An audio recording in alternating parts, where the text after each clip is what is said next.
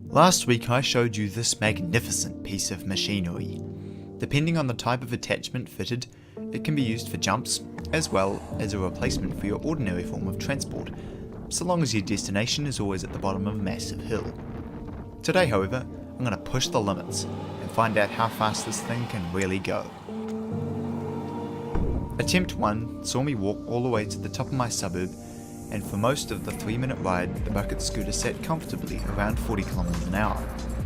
Now initially I just wanted to use this as a trial run to see how stable it was at speed, and how easily I could stop it using just my shoes.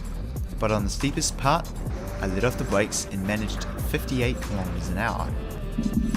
Woo! Later that day I returned with some help, yet somehow, despite the improved wind conditions, I could only reach 56 km an hour on attempt 2 and a woeful 51 km an hour on attempt 3. I'm not entirely sure why this happened, but potentially the GPS was a little inaccurate. Getting so close to 60 km an hour wasn't good enough, so I returned the next week using the strong southerly to my advantage.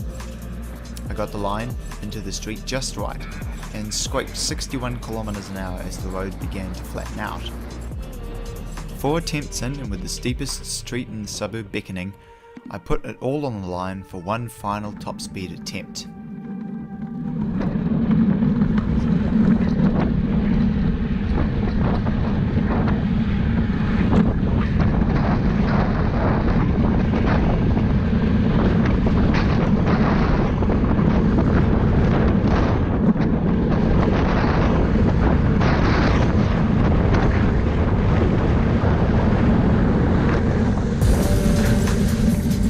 What's annoying about this run is that I knew I could go even faster because the scooter was still stable, but the road was beginning to turn, and this thing struggles to turn even at the best of times. Also, check out what my shoes went through while stopping.